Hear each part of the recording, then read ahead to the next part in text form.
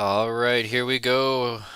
Happy Wednesday, everybody. How's it going? Let me turn my volume down. I'm yelling at myself. Don't want to do that. Good evening, good evening, good evening. Welcome to another edition of the Project Healing Waters Fly Tying Special in support of the St. Cloud program of Project Healing Water. So, how is everybody doing tonight? We'll give it a few minutes, let people come in, walk in, join in. We are going to be tying up some basic, easy pheasant tail nymphs. I mean, there's probably as many different ways to tie a pheasant tail nymph as there are actual nymphs that you could tie out of pheasant tail. Good evening, Ben. Thank you for tuning in. How's it going? So, tonight, in preparation for tonight, I was flipping through. That's how fast I go through these books. Right here in the back, it's a pheasant tail, Theo's. So it's Theo's pheasant tail, actually. Um, it's pretty basic, pretty simple, pretty easy, and that's what we're going to be tying tonight. And yeah, you'll see what it looks like. It's a basic pheasant tail. Doesn't have any legs on it. Doesn't have a flashback.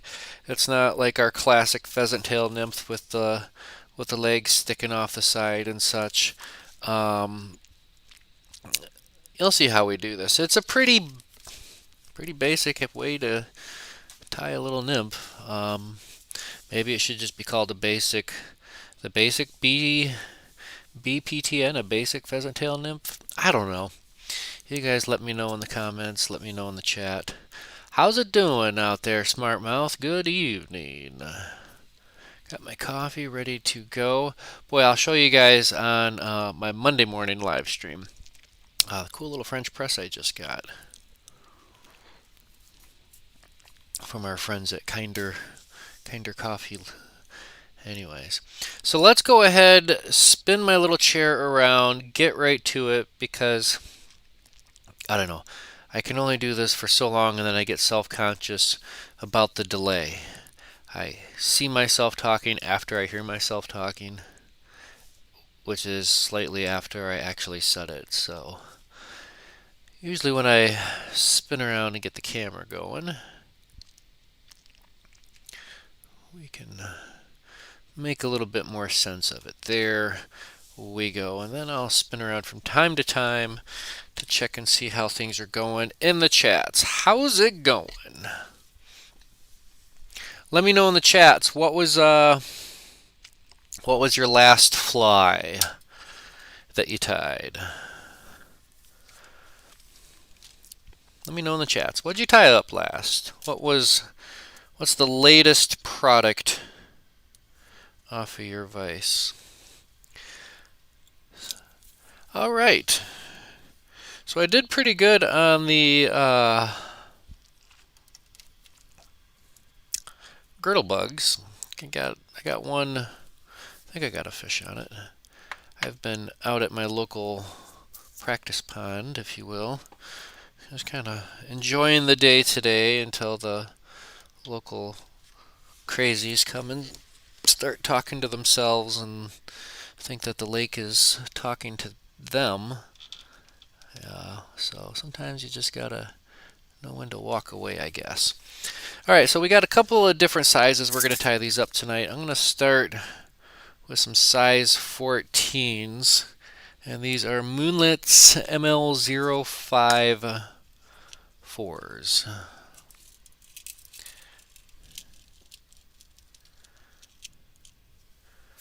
And we're gonna match this up with a gold bead head. So we're gonna have our helping hand, the vise, hold our hook for us.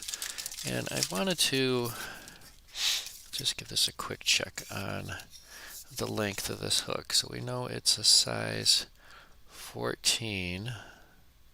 Yeah, it's a 2x. 2x long shank. Okay, good to know. Which we like having the little bit of added body length on these little PTNs. So what did we say? We're tying this in a 14.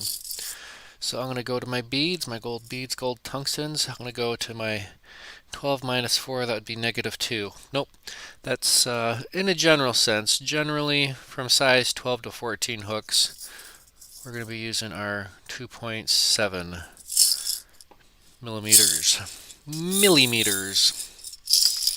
which, what is the rough equivalent to a 2.7? Oh, that's close to a 7/64. Close. Thereabouts. Alright, we got our bead.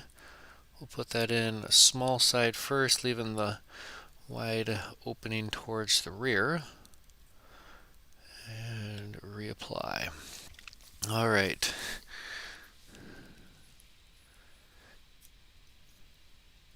Last fly was a zonker. We like zonkers. Still painting and dressing poppers for bluegills. Alright, sounds like good times.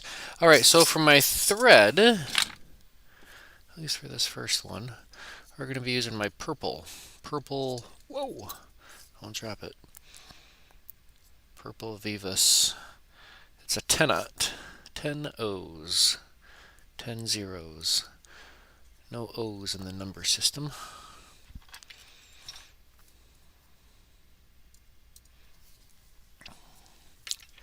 Alright, so I'm not going to go bananas wrapping my thread right there quite yet, but I'm going to take my thread directly behind my bead, and I like to add just a little bit of weight. And in fact, you know, with the tungsten bead and the material, a little dop, a little bop, some lead-free wire, and this is 0.025. What we're, I don't know, you could, if I had some smaller stuff, you could wrap it all the way around, but with this slightly chunkier, I'm just going to poke that right up into the bead, give it a few wraps, and just kind of square that up. Wrap my thread back about as far as maybe about that 1/3, 2/3, not quite halfway. And that's it. I mean, it's got a bead head and just a little dab of extra weight back there. I mean, if that's not enough to get it down, then I don't know. Alright, continuing on, we'll go with some small copper wire. We're going to tie this in right where we left off with our weighted wire. In fact, we can intertwine those just a little bit.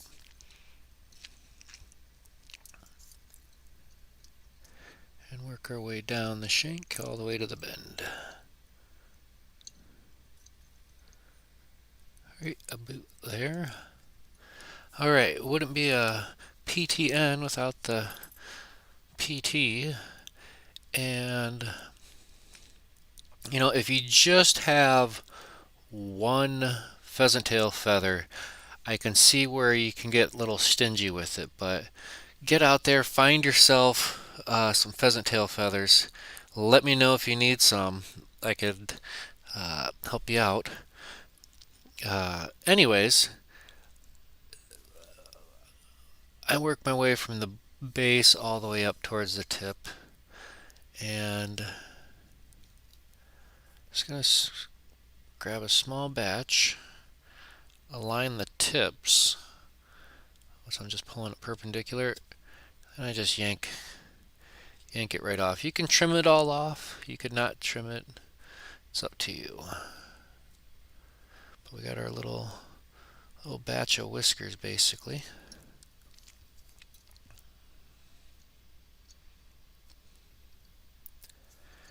And that would be way too long, so we're going to shorten that up just a little bit.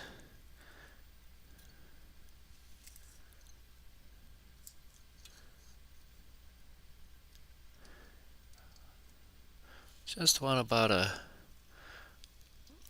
hook's length. And I'm going to wrap my thread forward, and I'm going to tie this in. And this is going to be a little bit of an underbody.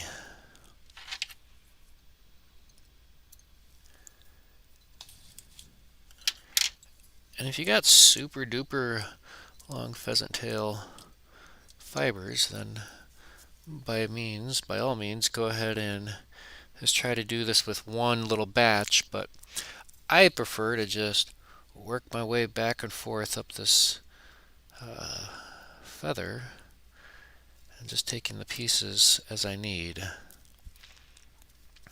Okay, so for the body portion, I'm going to tie it in by the tips, and I'm going to tie the tips in forward.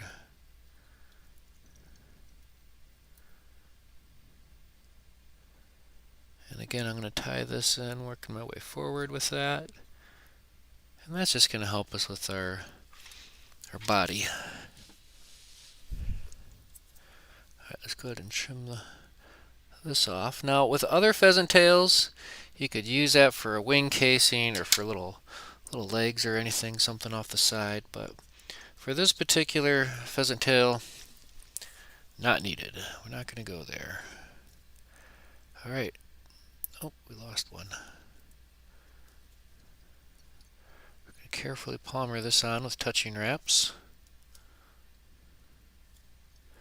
And what I like to do is press down on the material as it goes over the shank of the hook, and I roll it over with my fingertip.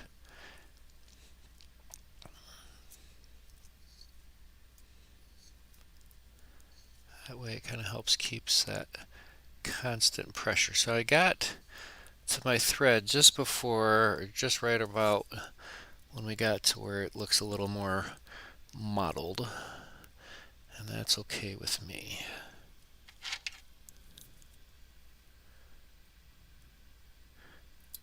Trim off our excess, bada boom, bada bing. And now we can advance our copper wire forward. Now what I want to do, my first wrap, I'm going to go underneath that tail and pull it forward. Pull the copper wire forward. And then I can start wrapping onto the body. Nice, evenly spaced wraps.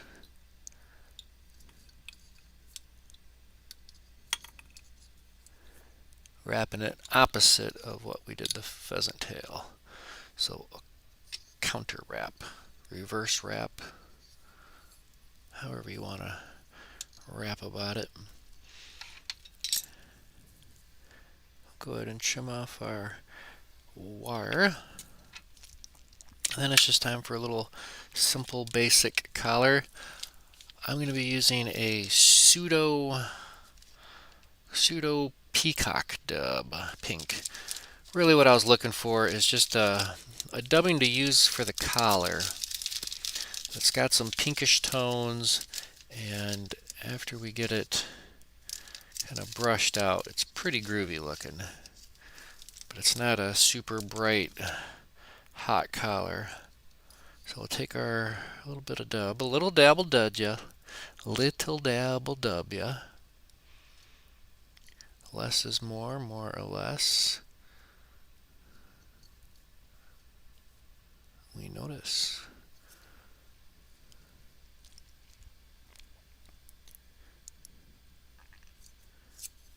Just a little bit more. I like a good solid bushy collars on these. Alright, then we'll just tack on our whip finish right behind our bead head. Un, deux, trois. Uno, dos, tres. There we go, I like that. Looks good, feels good. Give that a little trim. Bada boom, bada bing. And then the most magical tool of them all. little bit of Velcro. Just to tease that dubbing out just a little bit. Give it a little tickle under the chin. That is a beautiful fly. Pretty basic, I think. You know, I mean, you can do the wing casings and this and that, but that's just not this style, not this fly. Let's see if we can't get a steady view on that.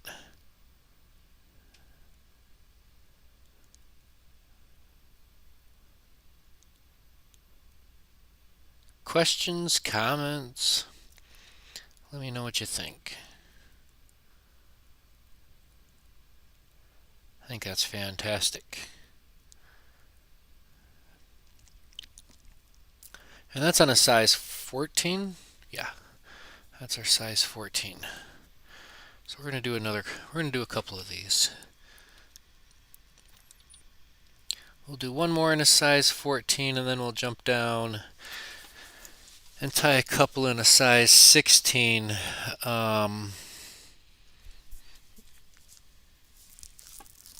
And I'm sure if my dad had anything to do with it, I'll tie these down to a size 22 and 1/8.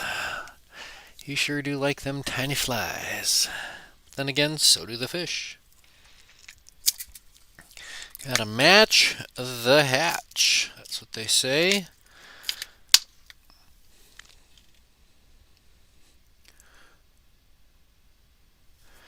All right. So this is our size 12, or not size 12, size 14. Moonlit ML054. I really like these barbless hooks, man. Doesn't really matter what brand you tie your flies with. I think as long as you got a good quality barbless option, that makes me happy. Especially when you're catching bluegill and sunnies and little crappie, you get these little ones on there, it's just so much easier to pop them out of the fish's mouth. Alright, our bead was a, what did I say earlier? It was a 12 minus 14, which is a -2, also known as a 2.7. 2.7 Mike, 2.7 millimeters. Alright, let's start our thread. I like this little grape ape purple thread. I think it really kind of blends in well with this. It's not a super bright pink, but it definitely has enough pink undertone to it. Alright, we'll take our lead-free wire. And like I say, I think I try to say it at all my videos that, you know, this is not, you know, the be-all, end-all way to tie any fly. It's just the way we're tying them here tonight. Void where prohibited, not available in all stores. May be known to cause cancer in the state of California. Copper wire.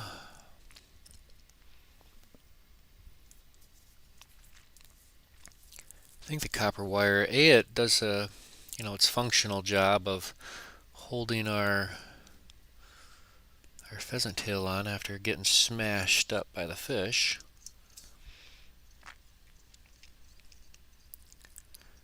It adds just a little glint, just a little sparkle of color.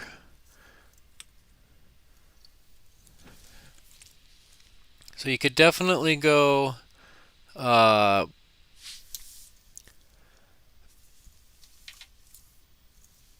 don't know. Alright, let's grab our pheasant tail. Small little batch.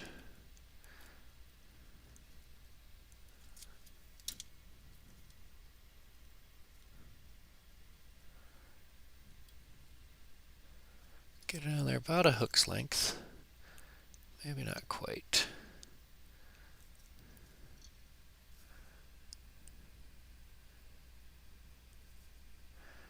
Maybe not. About a half a hook's length. That works for me. We'll tie it all the way in up front. About midway, about once we get to that lead-free wire or weighted wire. I'll just go ahead and trim that off. And you know, what you do is if you try to fold it over and use just that one clump, it can be done, but you really start stretching the material kind of thin. And I think doing it this way, yes, you use more material, but that's what you bought it for, was to use it. You can get a nice taper on the body, I think. So I don't know, what is that? 2, 4, 6, 7 or 6 or 7 fibers, barbules. And if we look, you can see where the barbs go from that tan to that darker kind of mottled color. And I actually just want it the tan side for the most part. So we'll lock it in the back, and this might actually just let us tie this all the way in. See that? No trimming necessary. Then just take your time, touching wraps. Work your way forward.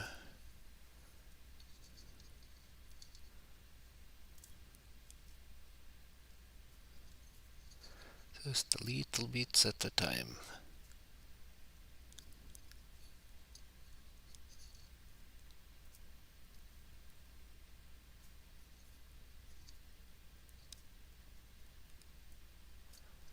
We're getting to that little darker colored blobbles. Blotches, not a blobble. Yeah, what am I talking about? Oh boy. Alright.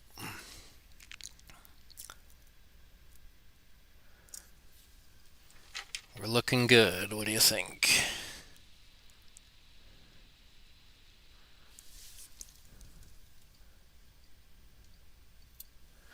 See a question in the chat.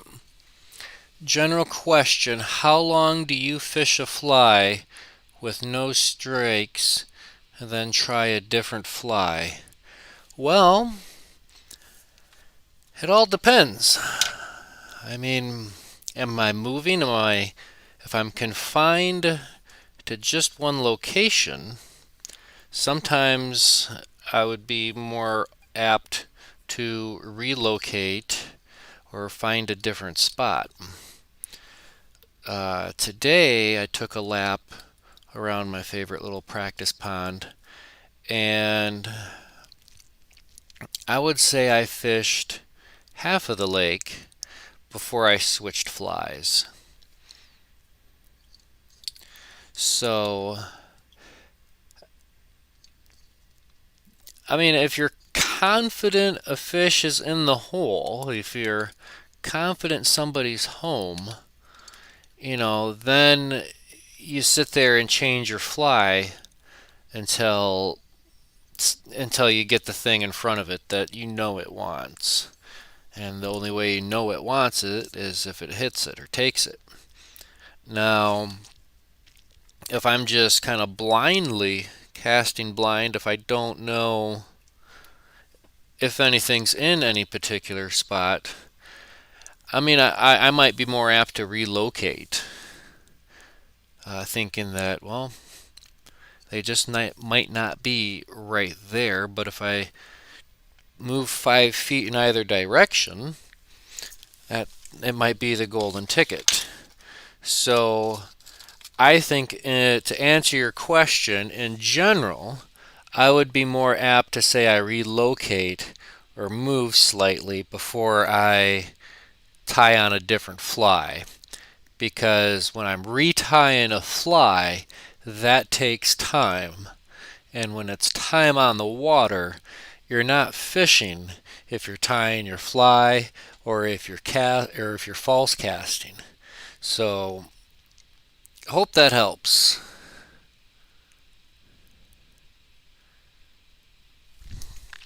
And I think a lot of it is having confidence in what you're fishing with.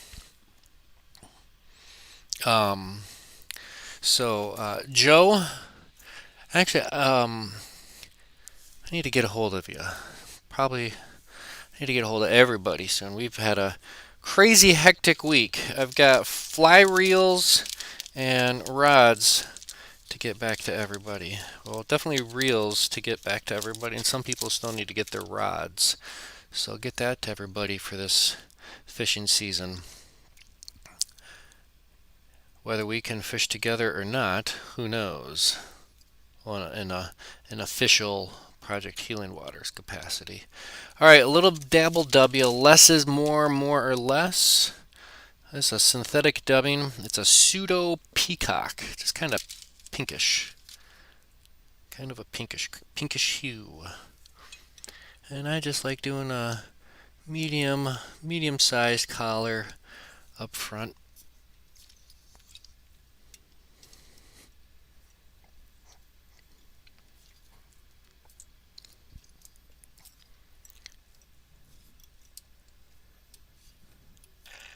And I'll give that 2 rounds of 3.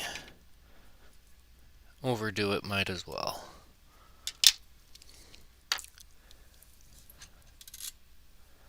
Alright, when in doubt, Velcro it out. Just a little touch here, a little touch there. A little wild child. I like it. I like it. So maybe on our next one we'll zoom in a smidge.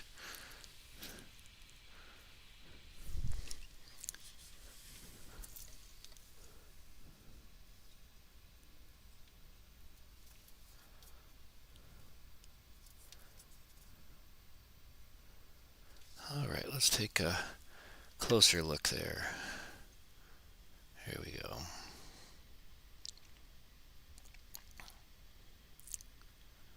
Pretty basic.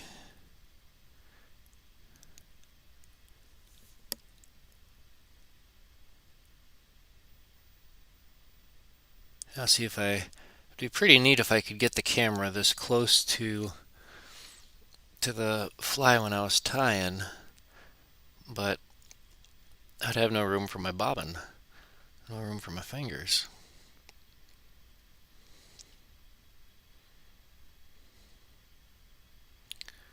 Here we go. So that's a easy peasy little basic pheasant tail. Just a little dab of pheasant tail from either side of the feather, and I don't know, I just kind of like working my way from the base up. A little bit here, a little bit from one side, a little bit from the other side. And then, for storage, what you can do from time to time is just trim off your stump. But, oh, where did it just go? It's gone.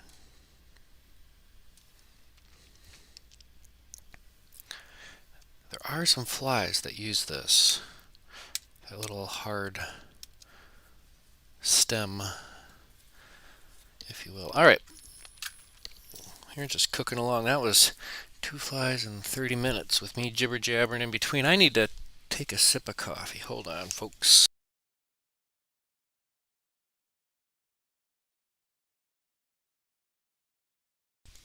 All right. I like to try to hit my mute button when I give it a big slurp like that.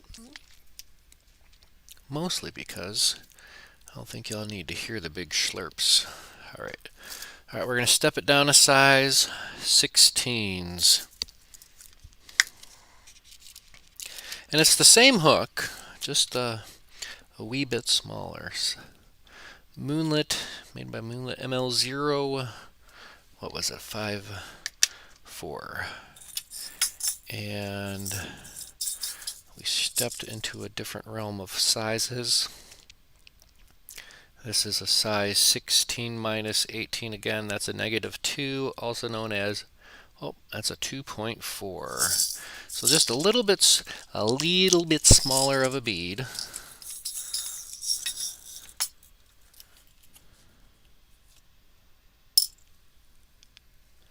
And we'll just put the bead on it like so. Small hole opening. If you look at your beads close, there's a large marge opening, and then there's the small opening. I want to put the small opening forward. We're going to zoom in a wee bit. B-Rad, what's up, buddy? Hey, I was thinking, sooner than later, I need you to allow me to tag along down into the driftless or wherever you go down yonder, because that looks exciting. I'm also looking forward to getting on the Mississippi and chasing our big buddy smallmouth.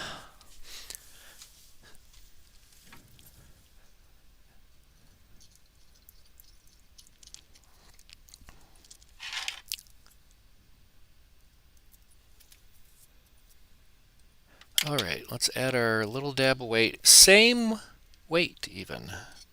Same 0.025. And it's not super small, but it's almost maybe just a little bit bigger than the diameter of the wire of the hook. So, I mean, you could take 20, 30 wraps of something smaller, or we'll just chunk this big old chunk of lead-free wire right behind the bead head. Just kind of keep it square. I don't know, not quite halfway back. Find our wire, copper.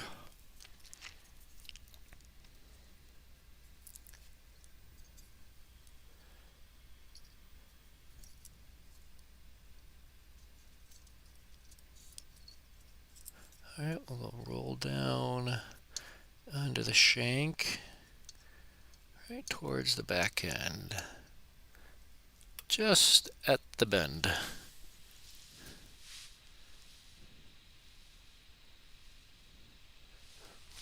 Since I'm filling up my dispensers, do I do my own dubbings? No. I have found the Fly Tyers Dungeon for synthetic dubbing. I'm sure they also have some regular dubbing, but for synthetic dubbing, you really can't go wrong with the Fly Tyers Dungeon. They have the fruit flavor shine of orange, cherry, lemon, and lime. Is one better than the other? Probably, probably not. Who knows? But, you know, I'm not sponsored by nobody. I'm not officially endorsing anybody.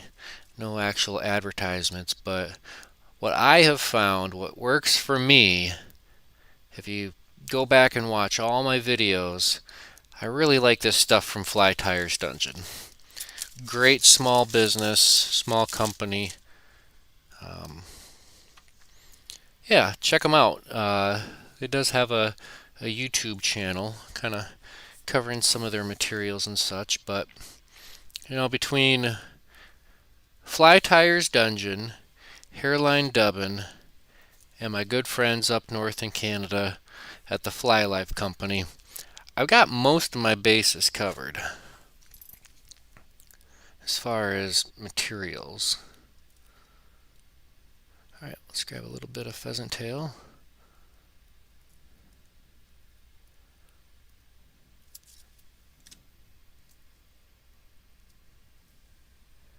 And what we can do is when I tie this in, I kind of go at a slight angle,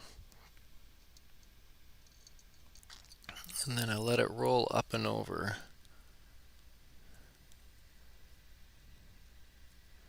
Then I can assess the situation on the tail. If I want the tail to be a little bit shorter, I can pull the material forward. Unfortunately, if you try to pull this back, the micro barbs on the barbs will get fouled on the thread if you're doing it right.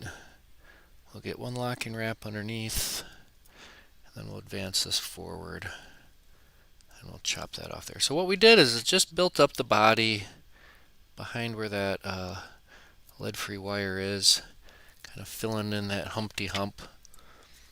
Take our thread back once more. Bada boom, bada bing. Ouch, that's my elbow. Another little batch of fibers. Oh, you don't want to grab too many, because then it's like trying to bring a rope forward when all you have is all you need is some thread. We're going to tie this in by the tips. Or not by the tips, but tips forward at an angle. And we'll just make sure we get that all the way to our tie-in point at the very end. Furthermost rear point.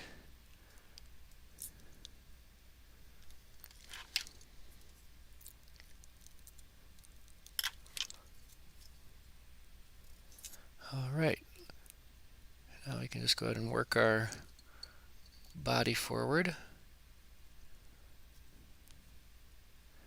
You want it to lay flat and even. Mash down on your pointer finger. Don't be afraid. Don't feel like you have to not touch your flies.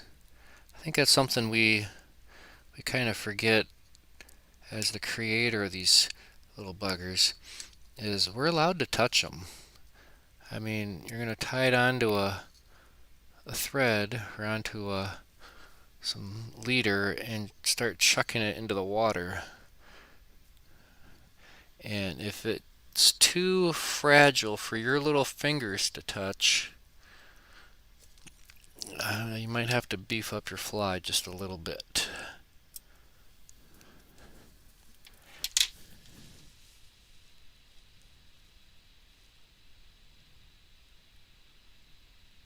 Okay, cost of shipping to Europe is about 20% of the material on cost. Yeah, that makes sense.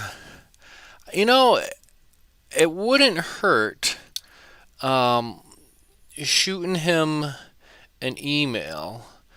It never hurts to ask. That's one thing I found. It never ever hurts to ask. You know, just because you might be cost prohibitive for shipping and stuff like that, because obviously that's not his deal. He doesn't want to charge that much for shipping. That's just what they charge him. But it might have a good recommendation as to a European equivalent.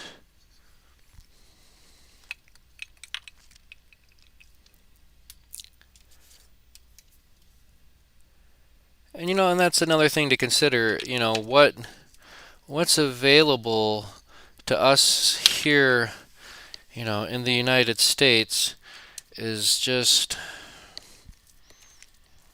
that's just what we have, and we forget so much what is out there in the world, in the community at large. Some of the homemade, handmade, what you do to just get it done.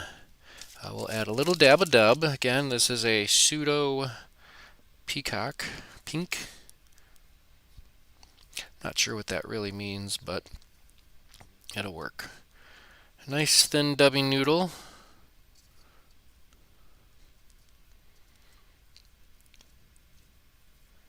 That's way too much.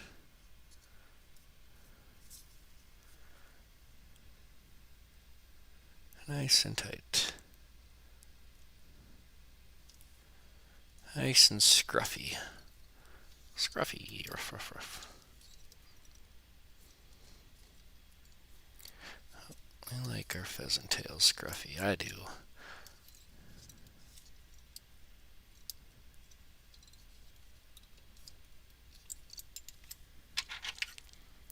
Two rounds of tray. And I guess if you wanted, you could give it a little dab of of head cement on there, but I don't know. I think I can feel when everything is locking in and locking down. Sometimes if you feel it, you don't need the little added extra insurance policy. And I don't know. I think sometimes when you don't put so much effort into a fly, I mean, these are just quick knock them out, one, two, threes. Um, It'll be all right. So there we go. That's our little operation in a size 16. Oh boy. Here we go. Come on, Steadicam, let's go.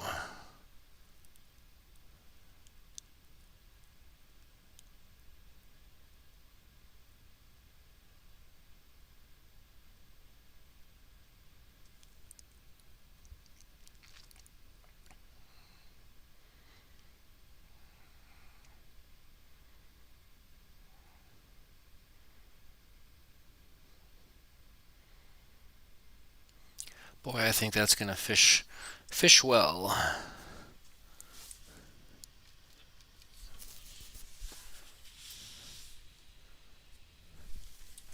All right, I'm gonna. Boy, this. I don't know if my watch is broken or if we're just tying these super fast. What time do we got? We're 42 minutes into the live stream. Maybe it's 16:47. Okay.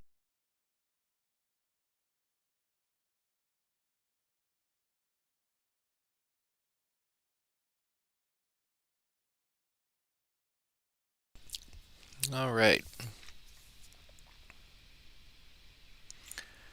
Do I have something similar to a semi-seal dub? I think that's.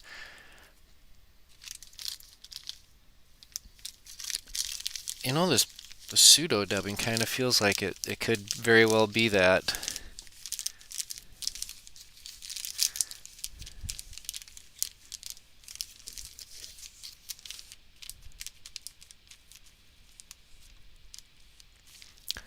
All right, let's keep on keeping on.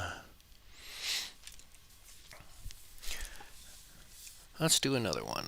Let's do. I've got the same dubbing in a tan, the quote unquote tan, but it looks a little greener. So this is the pink and the tan, which is really just kind of looks like a little rainbow.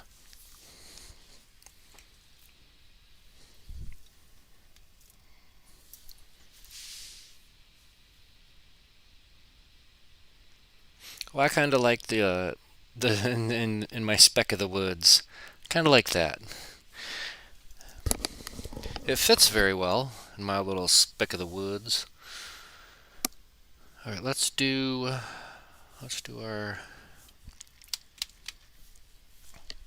Let's bump back up to our. Well, we'll stick with a size 16.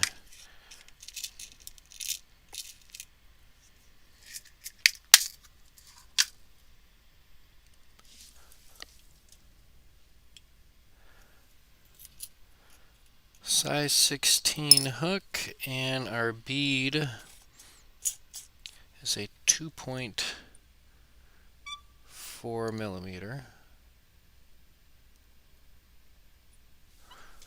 which is pretty close to a 3/32. Or very well could be a 3/32. I don't know. Yeah, 2.4 3/32.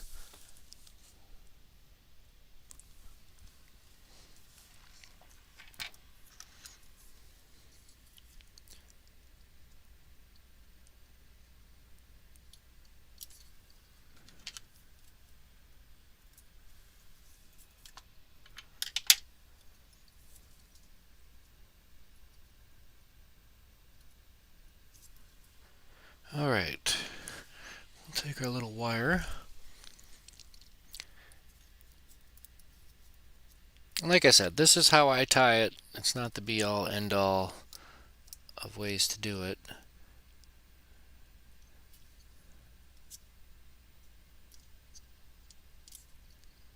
Just make sure you keep it on top. Nice tight wraps.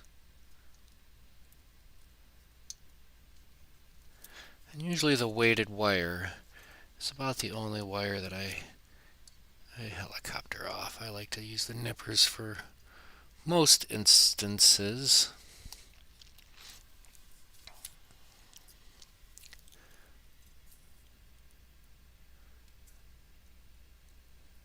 I suppose you could use a fine gold wire if you really wanted to match your gold bead head, but it's not entirely necessary. You could use any other color wire, really. This just is small. I mean, the part of the reason why copper wire was introduced into fly fishing is because it's available. It's something that's manufactured for something else, and you can strip it and scrap it from most places if need be. We'll just grab a little batch of our pheasant tail for our tail.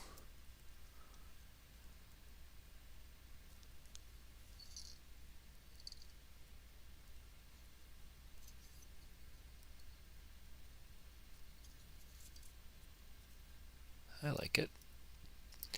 One little locking wrap around just the shank. Run that forward. And that just helps fill that gap a little bit.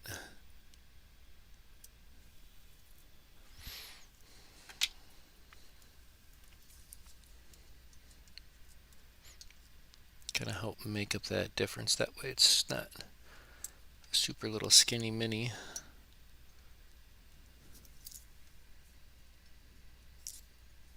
Alright, let's grab another little batch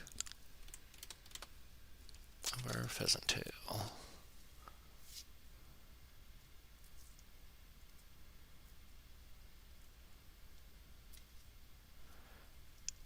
I just pull it perpendicular, which lines up the tips. And just a quick little Yankee Doodle, and that is out of here. Well, I'll tell you what. You know what movie I just watched last night? It's been a while. And what I did is I was searching through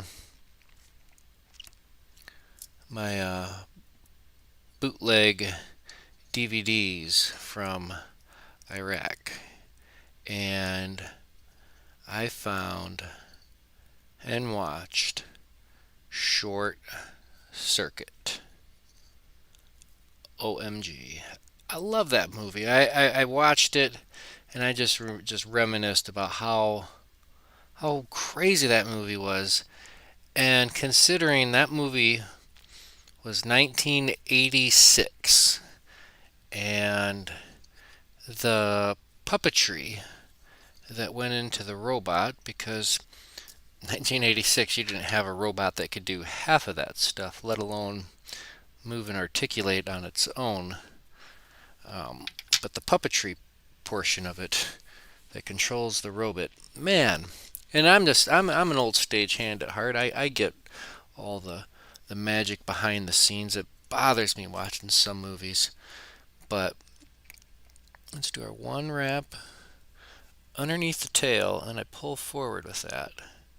And that just kind of helps keep our tail up and proud. And then my next wrap is just a bump forward. And that's just a bump forward. Too easy, right?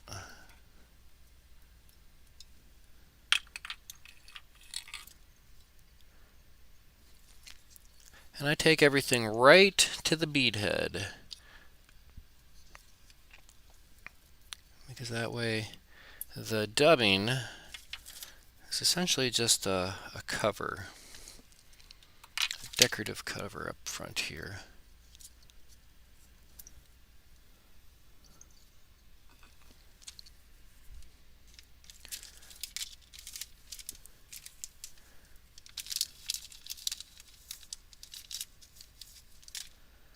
A little pinch of dubbing.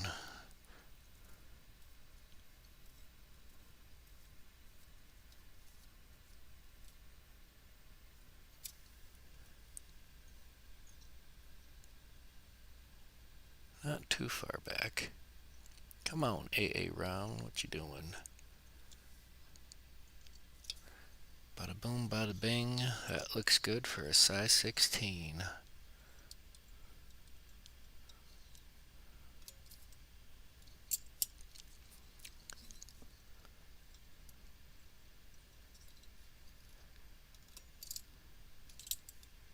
See, I think, just kind of circling back to watching bootleg movies bought in a combat zone. Who else has bootleg movies from the war, from the wartime efforts? I think it's just a small little niche of us, because now it's just like, what's a DVD player? What's a DVD? I mean, when this was all going down, this was before YouTube, I think. I don't know, when did YouTube really become a popular platform? Who knows that? When did YouTube become a thing? Because we take a lot of this stuff for granted. My entire life revolves around checking things on YouTube, learning and exploring and just wasting time. But it always wasn't here. It wasn't always a thing.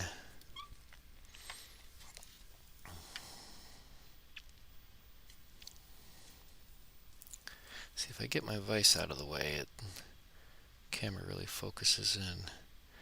Nice even ribbing. Nice proportionate tail. Tail could just be a tick shorter, I suppose.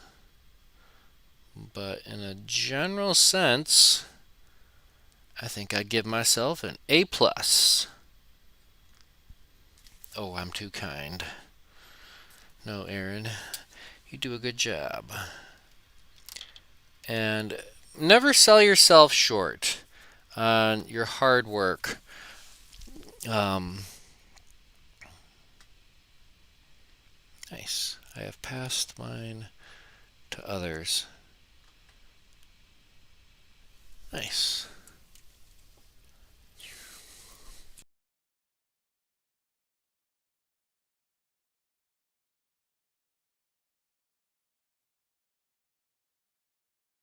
All right. Let's bump back up to size 14. We'll do one more in a size 14, and then we're going to change our dubbing. Tie a few in a slightly different setup. So we're going to bump back up to a size 14, and I don't know, now that the camera is zoomed in a bit, maybe on a size 14 you'll be able to catch a better view of what goes on. My little helping hand, it works out so well. We pay good money for these vices, and it's designed to hold a hook. Now, you wouldn't want to hold the hook there like that forever and a day, but we'll get our bead head just like that. Too easy.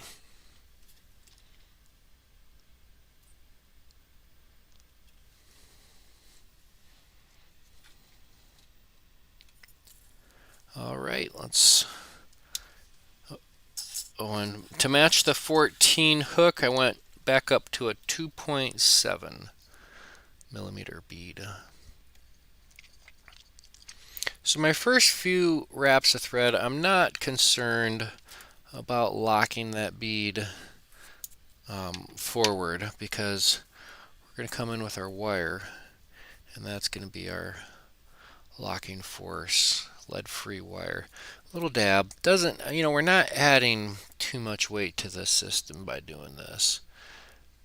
It's more for, it's kind of helping build the body, the taper of that. That just takes up a lot of a lot of the space. And because it's not wrapped around, we have a nice flat bottom. And, I don't know, anything to affect the hook gap is a no-go in my opinion. I think, I don't know, I'm not a big fan of weedless hooks, but I'm not fishing in lily pads like some people, because it's 100% dependent on the waters you're fishing and what you're fishing for, etc., etc. Because I don't know, I think if we get too wrapped up and trying to compare ourselves to others and finding out the exact answer, what's the best for this or what's the best for that, I don't know. It's always going to change. In most cases, it's always going to change for the most part, but it's also going to be exactly the same. It's what's a good fly for smallmouth bass? Well, I'll go out with a clouser, a popper, a woolly bugger, time and time and time again. I wouldn't be caught without that in my box. I also have some fly of the days and some other certain things, but that's just me, and that's what's in my box.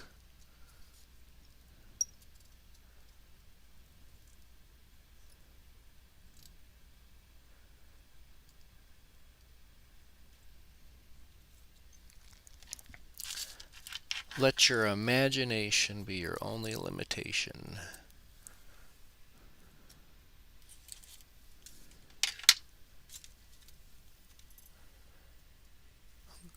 Oh, we'll get that back.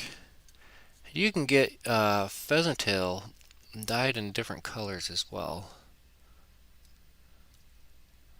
I used to have a batch that was dyed olive. I had a nice pack of olive pheasant tail, and boy, that was pretty.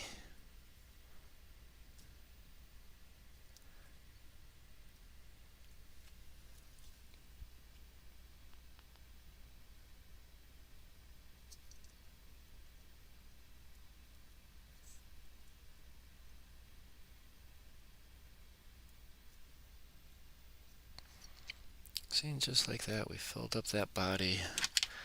Got a nice even taper in a general sense.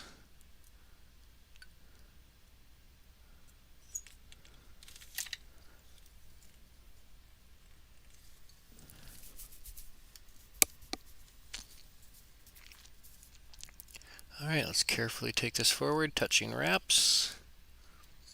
Oh, so careful around the tip of the hook. That tip of that hook is very destructive to our material, but it's essential for the operation. Get my thread up forward out of the way. Don't be afraid to use your big old fat fingers. Help your way forward with that material.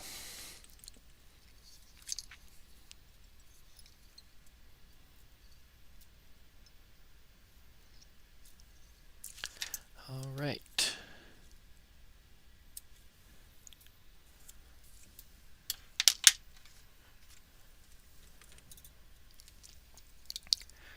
All right, for my first wrap, I'll go under my tail, pull that forward,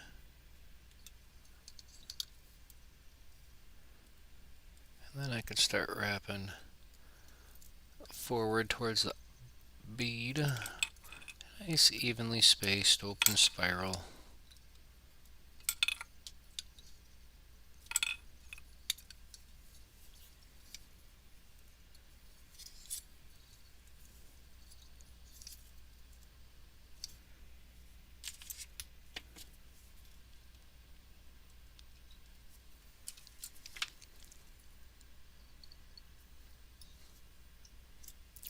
All right.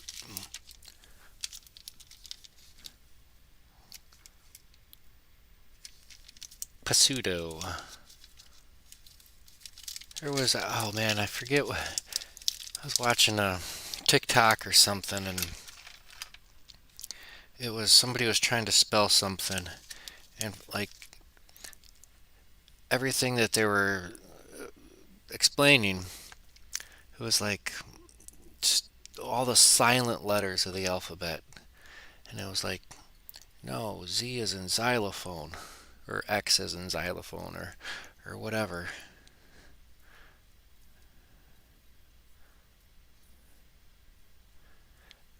P is in phone, you know.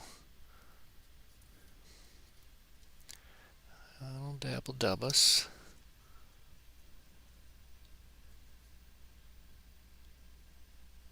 Yeah, buddy.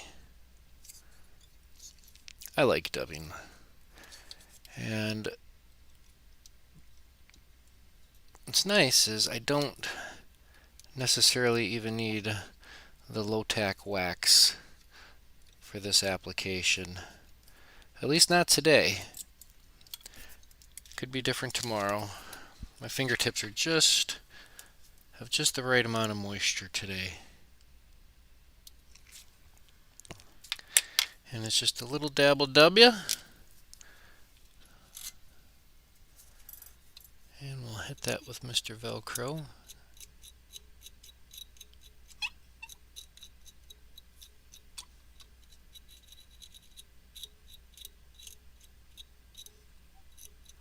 Just to scruff that up a little bit.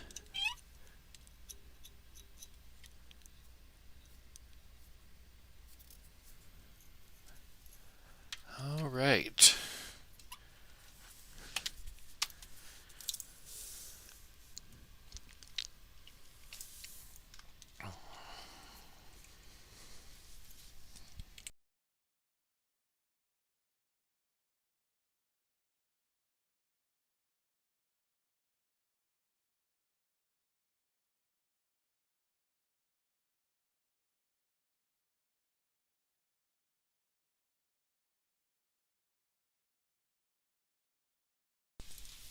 Questions, comments, concerns? What do you think? Easy peasy lemon squeezy. Just a basic Theos. Theos. Pheasant tail nymph.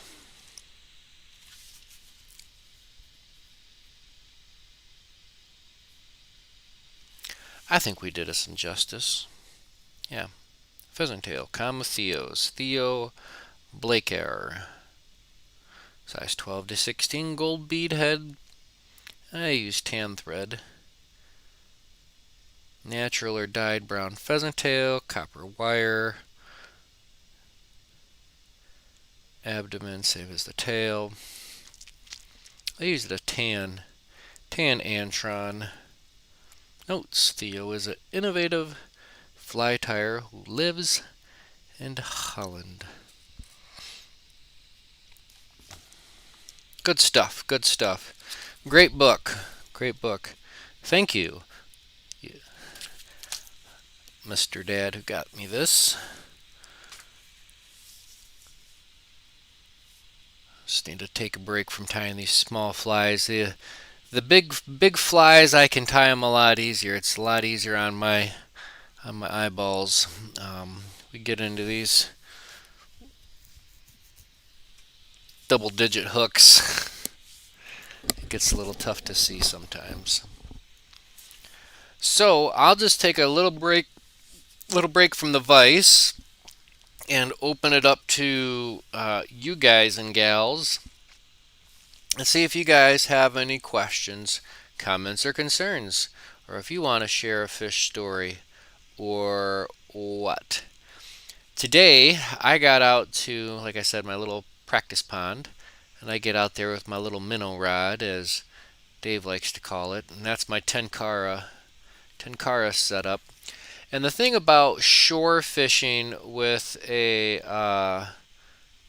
tenkara gear is you really don't have that much reach as if you could just shoot out, 20, 30, 40 feet of line. But then again, at the lake I was at, there's a walking path directly behind me, and I don't have that much room for back casts safely. You know, it's like the second you think you have it timed, that's when the cyclist will ride his bike right behind you. So I like to get out there with my 10 car setup. Everybody always asks me what I'm doing.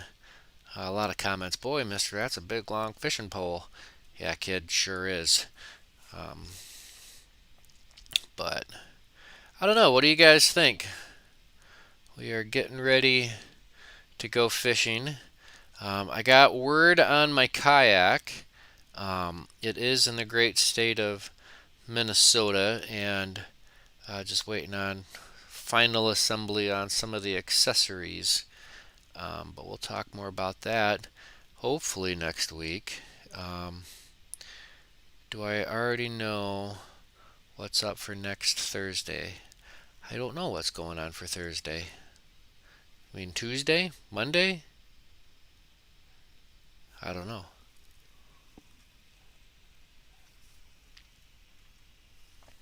What's Thursday? Thursday would be tomorrow. That would be the 6th. That'd be the Revenge of the 6th. Revenge of the 6th? I don't know. Well, Star Wars Day on Monday, or yesterday. May the 4th be with you, and also with you.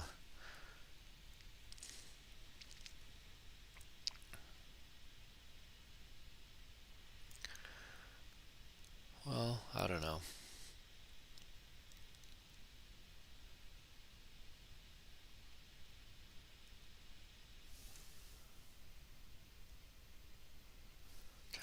I'm trying to see why my fish just fluttered in the wind.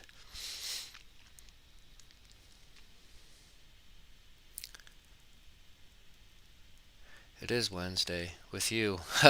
Well, what's up for next Wednesday? Nope, don't know what I'm tying next Wednesday. Nope, nope, nope, nope. Can't think that far ahead. It's hard enough for me to figure out what I'm tying the day of. It's not that I don't care. It's just my brain doesn't. I can't plan that far ahead. Yeah, I don't know. I guess I could if somebody wanted to, if they wanted to, or somebody really needed to. I could take a list and list everything out and follow a plan and follow an agenda. I don't know. I like tying flies, I like experimenting, and I like having fun with it. And I like sharing it, and that's the most important thing for me. And um, it all begins with a single wrap of thread. Let that be said.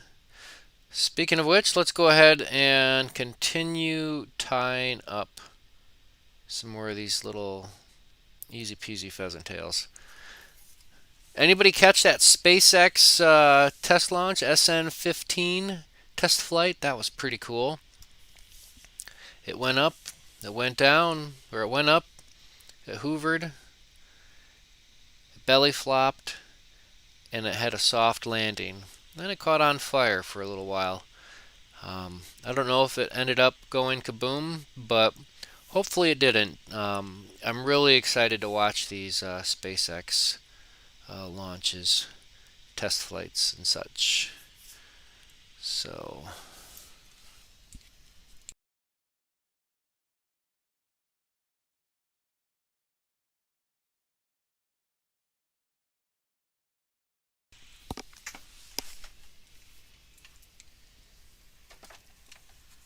all right, get this one put off to the side.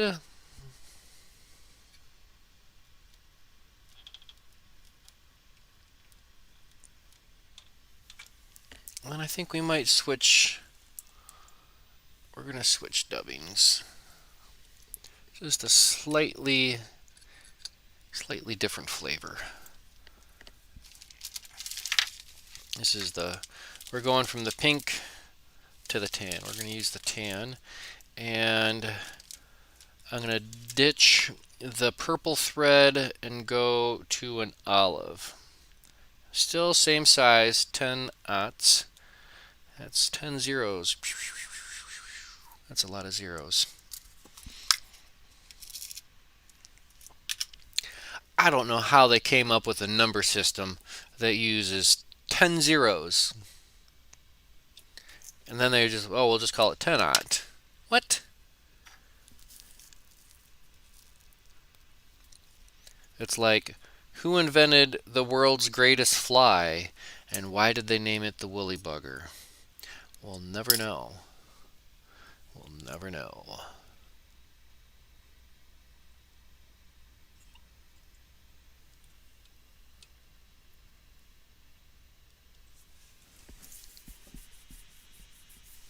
All right, 2.7 millimeter gold tungsten bead on top of a size 14 2x nymph hook with our olive thread.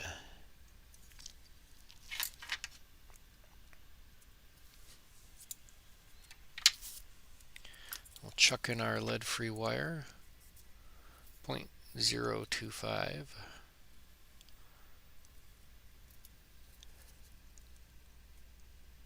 And we're not adding a lot. It doesn't take much. Jam that into the bead. Work your thread back a little bit. And we'll just give that a little twisty off. And just make sure that's sitting on top. I think that'll help us get our nice, beautiful taper. Make you say, that's nice.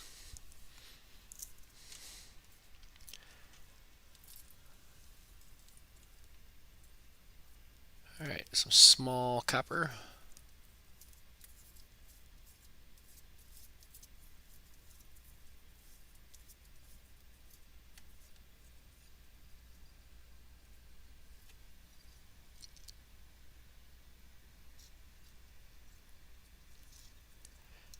And we'll just run this down the side, front to rear.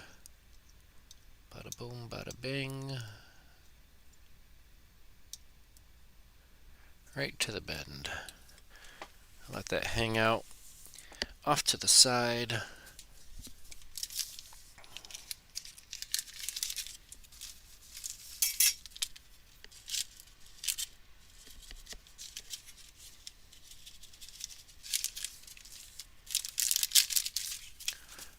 Alright, let's find our PT for our PTN.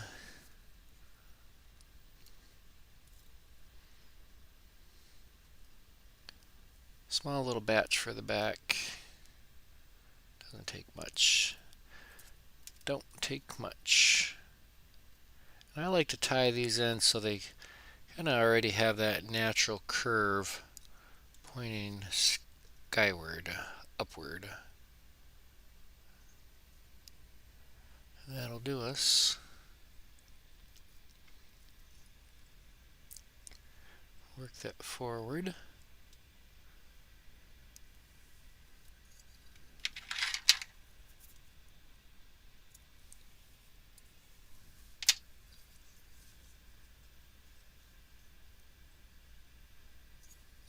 Right to the back end again, where we'll add some more.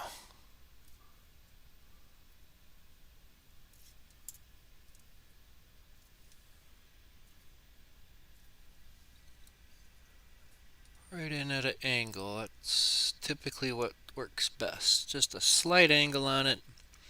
And then as the thread makes contact, it rolls up to the top. And it's a very nice thing.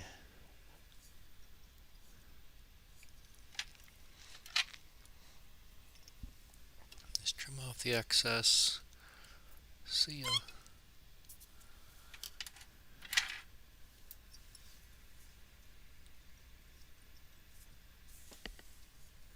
Alright, let's go ahead and take our touching wraps with our body.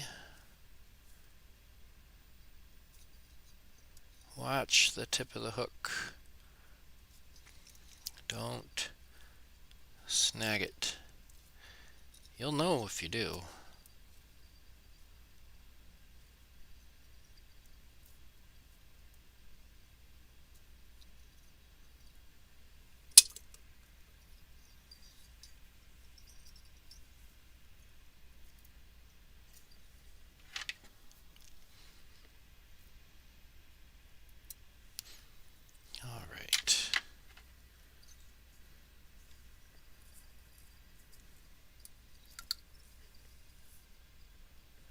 first wrap just on the shank of the hook, just around the bend of the hook, underneath that tail, and the next wrap is actually onto the body already. I'm not wrapping directly on top of that tail again because that would push it down.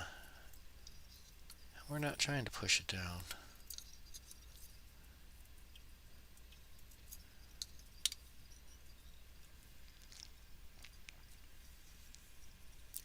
We'll go ahead and secure that wire.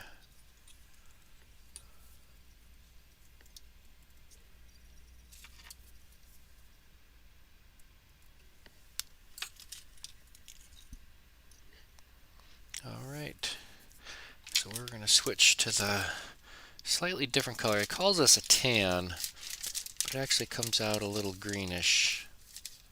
We'll see. Kind of a grayish greenish. A little dabble W. If you ever find yourself asking, is this enough dubbing? The most typical answer is probably going to be yes, if not too much. That was just the right amount. Finish this off with some whip finishes.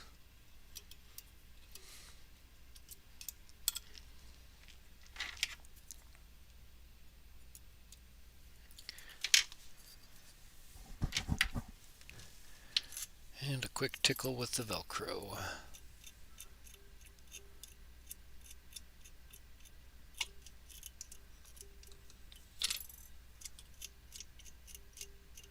Which Velcro is the name brand. Hook, pile, fastener, tape. This being the hook side of the operation.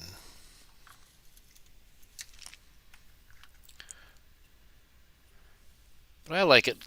I think that turned out pretty good. And we might...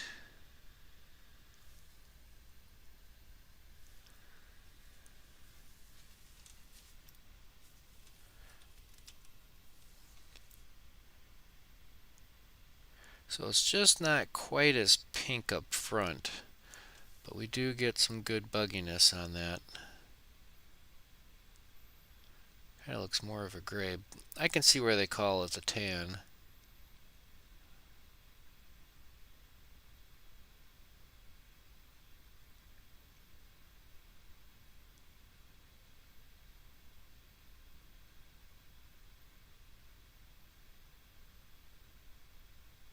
I don't know. Good stuff, I think. That was our, what, 14?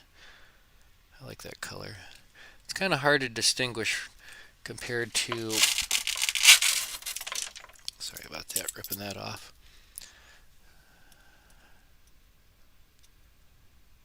So the 14s are on top, and the 16s are down below. Really kind of hard to see the tan. But honestly, I don't think that's not going to make much of a difference. You know, we get so wrapped up trying to perfect these things, and you just need to shut up and send it, I think. Alright, we'll get a few more of these knocked out. Let's bump this down to a 16. We'll just alternate. That way I end up with a nice even distributions of 14s and 16s. This will make number 10 tonight. Maybe not fly number 10. I think I might have tied one or two of these before. Maybe one of each. I don't know.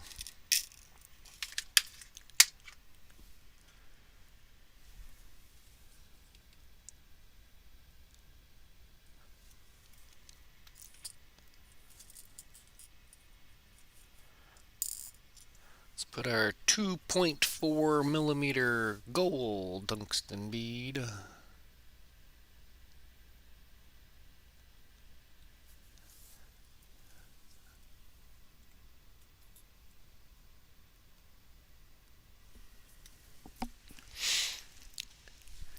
Sometimes the gold bead is what they're after. Because if you switch the gold bead out for like a black, you won't get the same results. So, who knows? Sometimes changing the color works, sometimes it doesn't. Sometimes changing the shape of the fly works, sometimes it doesn't.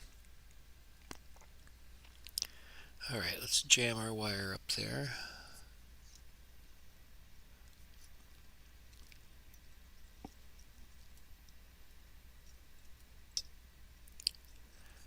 And if this was a chunkier chunk of lead wire or lead-free wire, I would come in with my nippers and cut at an angle to give that a little bit of a slope.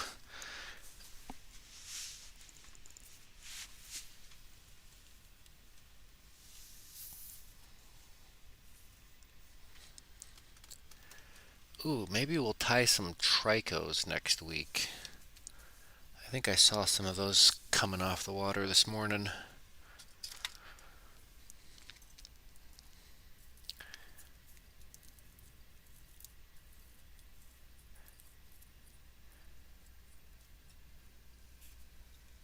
Alright, let's get our copper wire in here.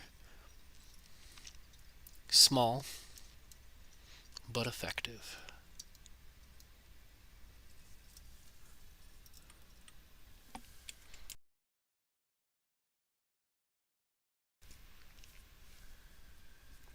Alright. It's not a PTN without some PT.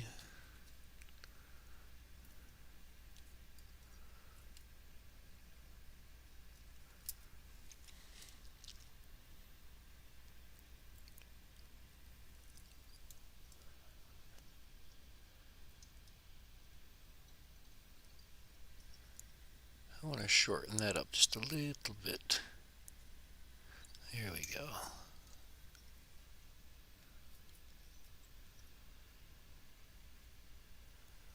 That'll work. Might be a little bit long, but that'll work.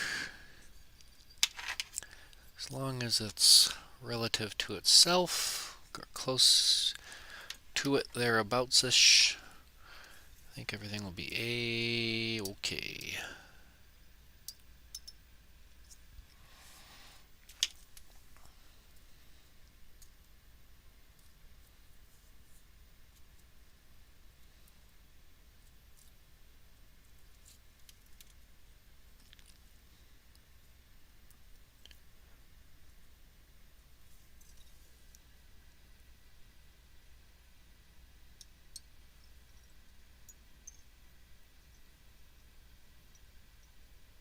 So by the time we get all this junk tied in, we filled up that gap back here, this back half. Nice even slope. Everything's nice and level on the bottom. It works out. I think it really works out with this pattern. For just a quick, simple down and dirty pheasant tail. No wing cases, no extra legs. This definitely falls under the keep it simple stupid category.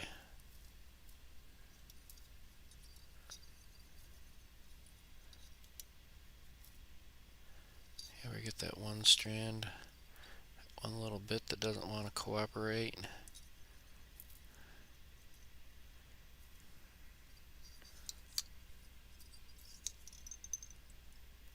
Few locking wraps, bada boom, bada boom.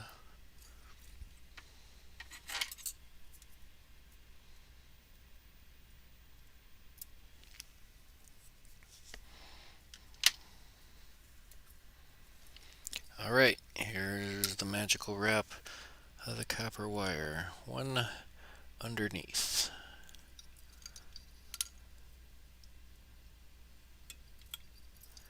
And nice and tight, evenly spaced, open spiral, advancing our copper wire from the rear to the front in such a manner and a direction opposite of the pheasant tail, securing it to the hook.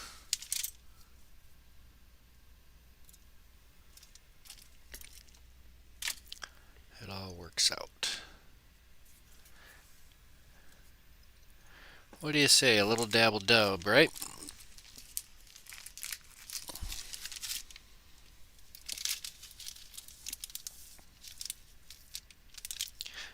I mean, when I say a little dab, we mean a little tiny little dab.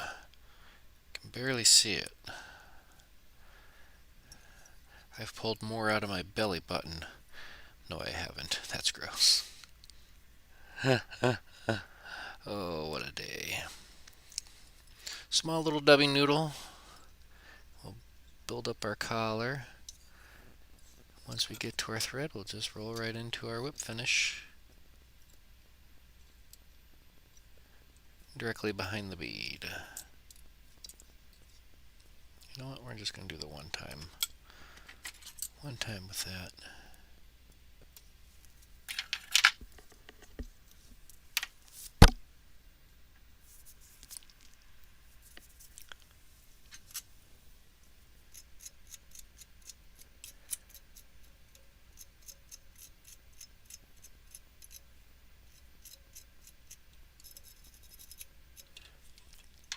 If you get any absurdly long ones, don't cut them, just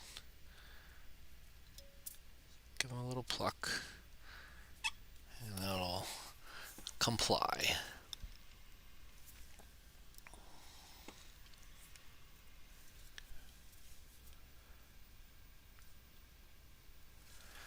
So I kind of like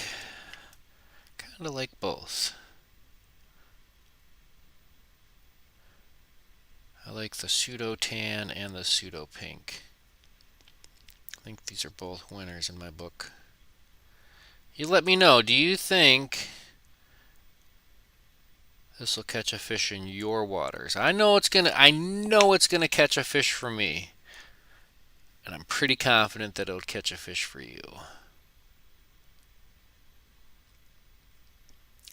Man, that color's beautiful. In fact, you know what I'm going to try? Maybe we could just try a whole body like that. I don't know.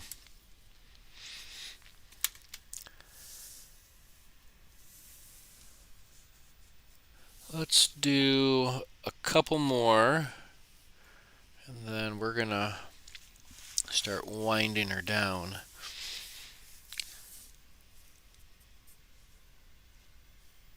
Starting to feel the squeeze of the headphones. Hour and a half into this jibber jabbering. Hey James, thanks for tuning in. Oh snap! I got to give you guys a call. It's been a hectic week. Good news is, I've got all my estimates in for my windows. Getting my windows replaced in the house. Ay ay ay. But things are looking good. It's been one of those weeks where you just kind of stick with the grind, and I don't know, these weird off weathers. I never would have guessed how much the weather would have affected me in my daily life. But boy, pressure changes.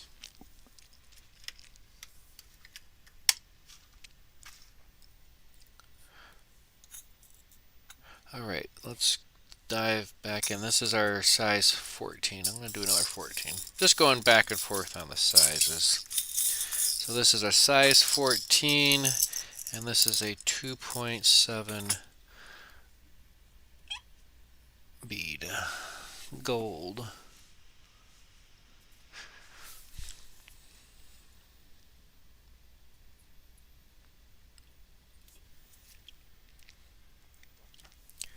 Alright.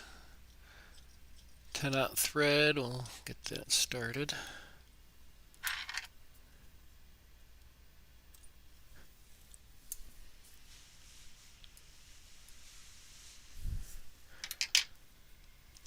And we'll tuck in our little secret added weight. Now if this was like a dry fly and you wanted to do something to add a little bit of body without adding too much weight, just throw a little bit of mono in there. Monofilament.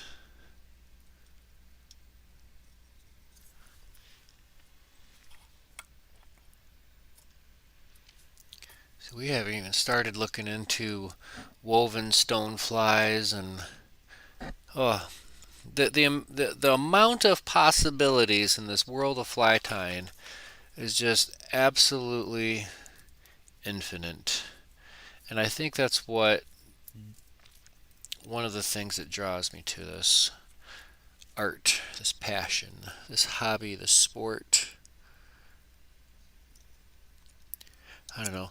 A question that I ask and gotten into a debate with somebody a way while back. We have a good amount of people.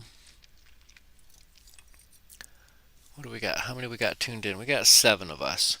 Here's a question. Let me know in the chat. Let me know in the comments about the statement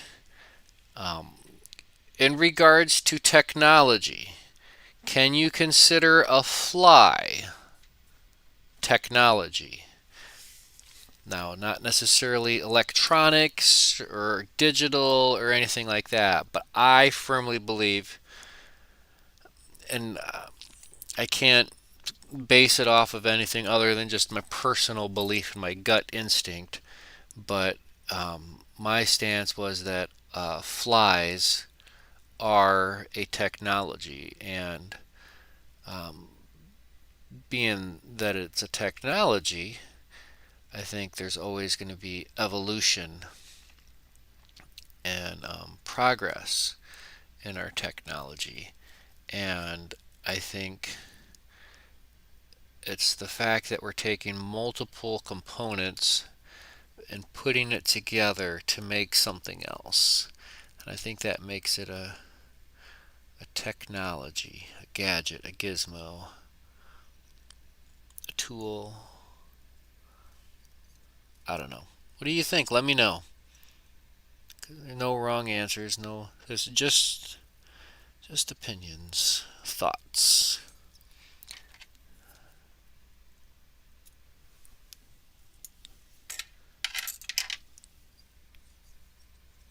I don't mind doing all the talking, but I don't like doing all the thinking.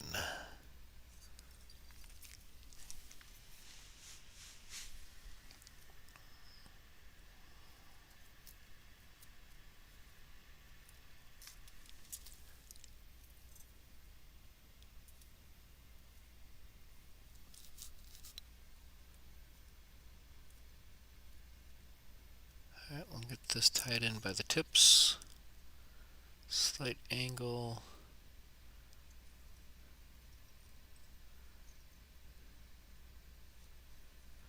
And again, that kind of helps fill in the gap and helps build a little ramp up.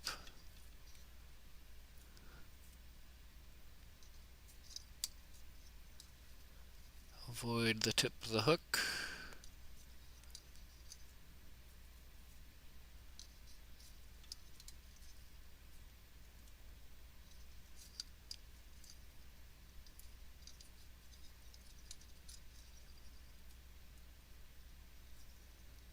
And we'll take it right to the bead. Because again, I'm using the dubbing just kind of as a cover for the collar.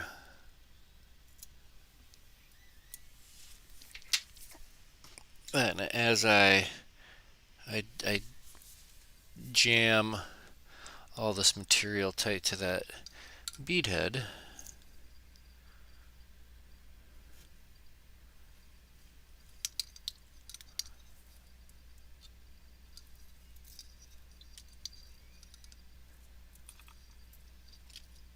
our evenly spaced open spiral ribbing.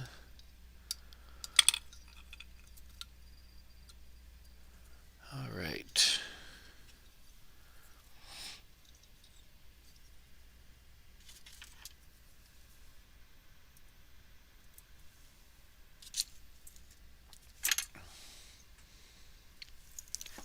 Alright, let's do our dubbing. A little rub-a-dub-dub.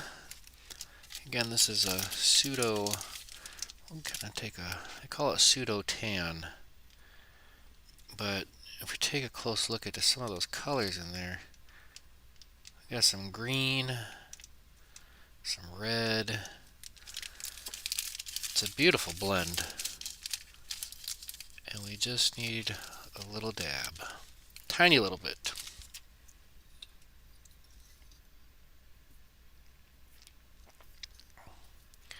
Do a little dubbing noodle.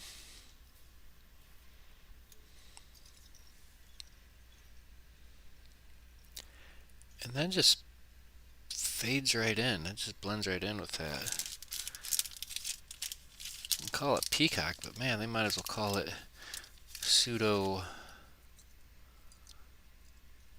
pheasant tail as well.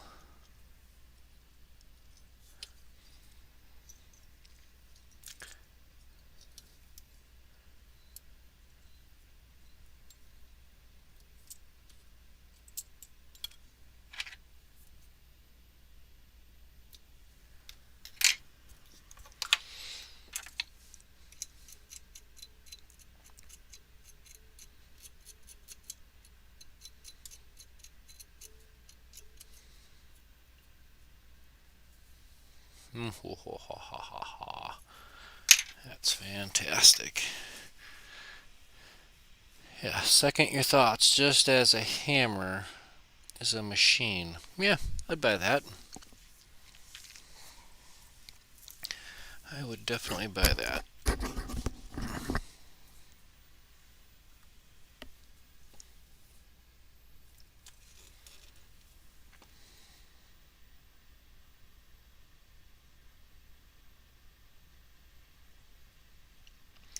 I'll take a close examination right at the where the tail comes off. That's what I'm aiming for every time when I do this. I like to do just that one around just the bare shank underneath the tail. Hopefully that's coming in clear for you guys. It looks crystal clear on my camera.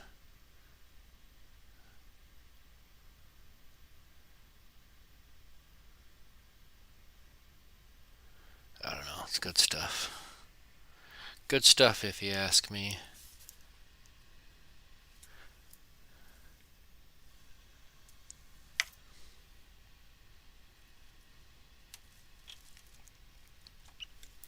Alright, I think we're going to do one more, and then we're going to call it a night. These small flies are tougher than they look. Easy to tie, but you get a dozen in and talk your way through it all. I don't know. I can't complain. It does no good. Alright, last one. We'll finish strong with a size 16, which means we'll need a 2.4 millimeter bead.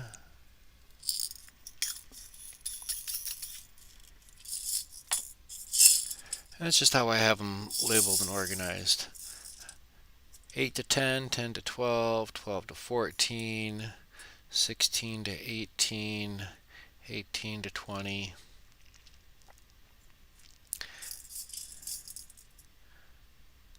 Two, 2.4, 2.7, 3.2, 3.8.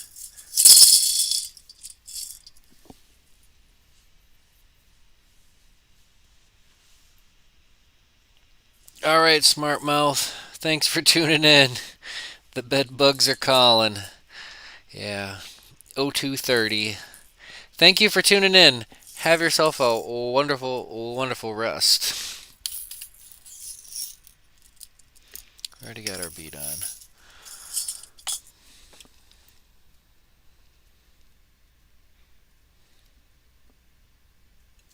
All right.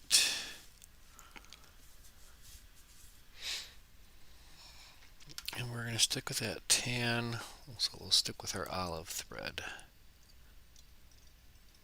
I like that purple with the pink.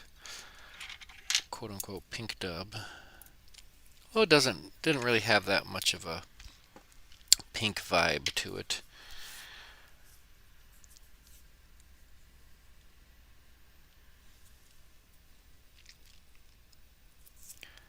Alright, just a little bit of more weight.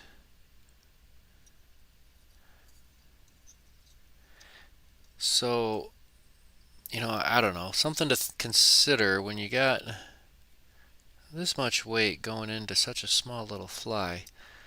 You really have to be careful when you're casting this.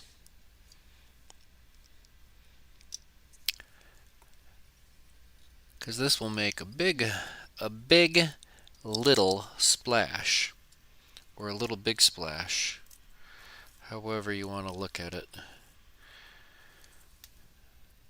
A big little splash or a little big splash.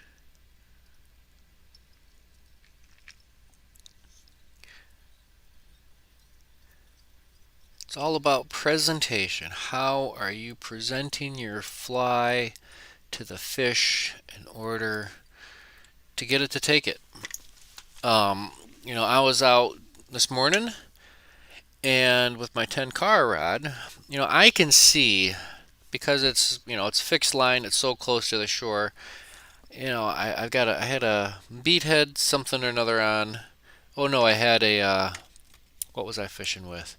A timber wolf, a chartreuse timber wolf. And if you just have the fly, and this is still water, so if you just have it just kind of floating, not doing anything, the fish might come up, take a look, might take a little swipe at it, but not fully commit.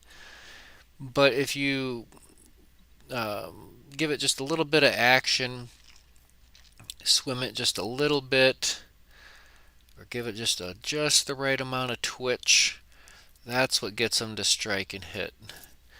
And same with the still water, or with the moving water. You gotta give the fly its life, and I think that's the beauty of fly fishing. One of the beauties. When you throw a worm on a hook under a bobber, you're just waiting. You're not really fishing. I mean, I don't know. I'm not going to sit there and say you're not fishing, but you're more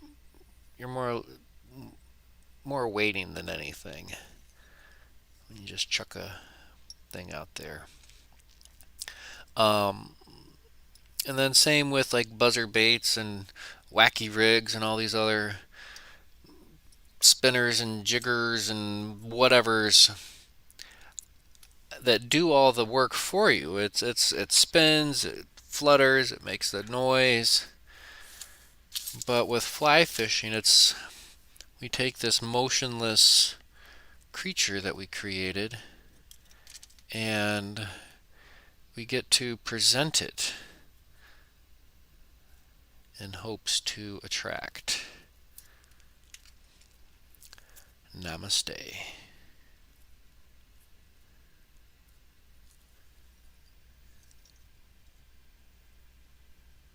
Right there at the back end. Capture it and lock it down.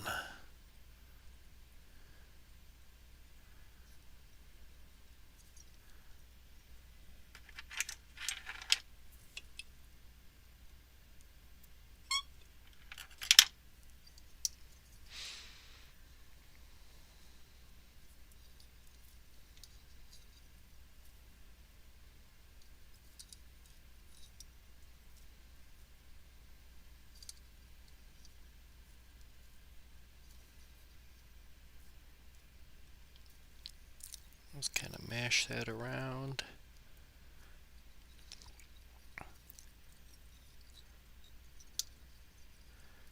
MASH.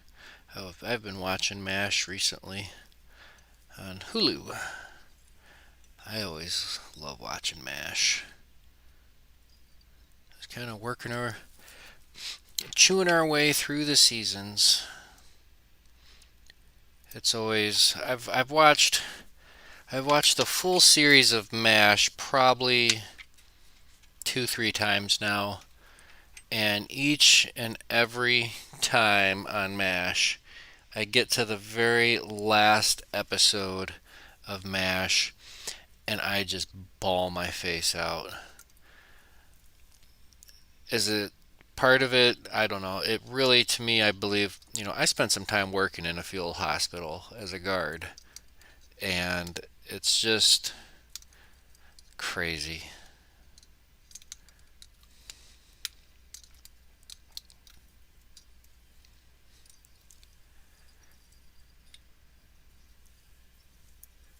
It's that whole war is hell. That's not true. War is war and hell is hell. Well, how is that, Hawkeye?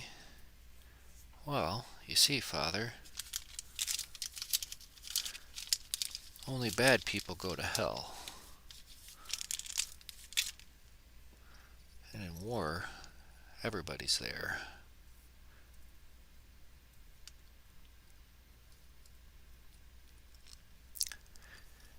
Doesn't determine who is right, just who is left.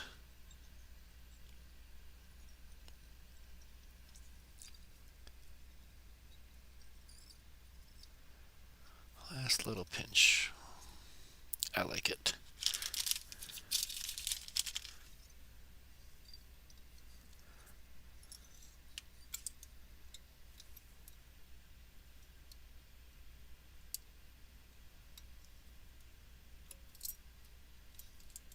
Nice, nice, nice.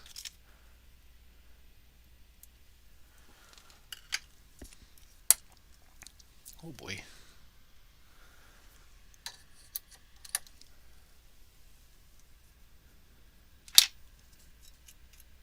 I will say one of the mental health benefits of my fly tying bench is one of my light sources is a mood light, a happy light as they call it.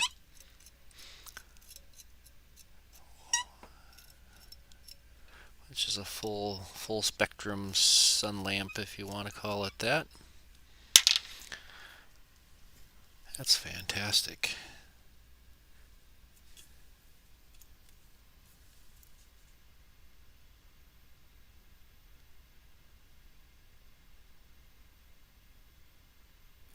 Pretty simple, yet pretty effective. I think that'll work out just fine, fine, fine.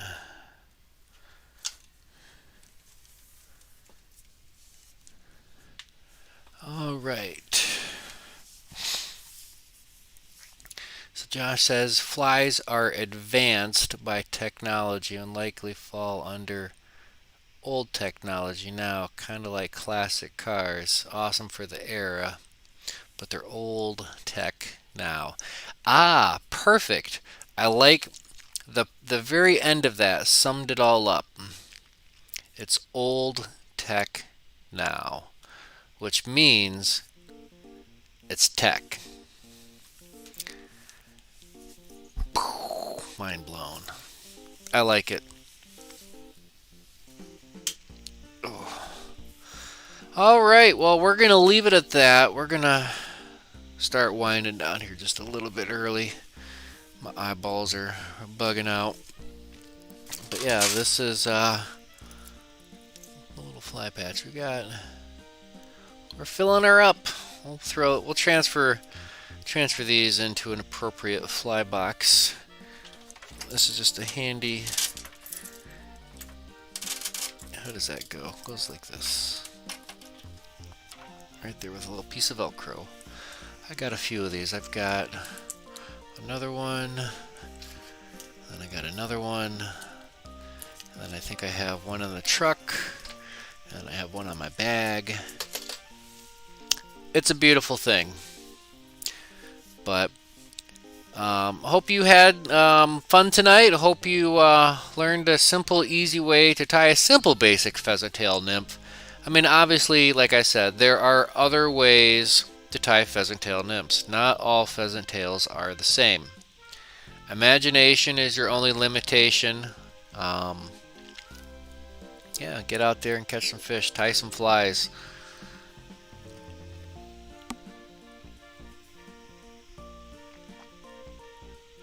Yep. So, all right, folks, we're going to leave it at that. Thank you all for watching. Please stay healthy out there.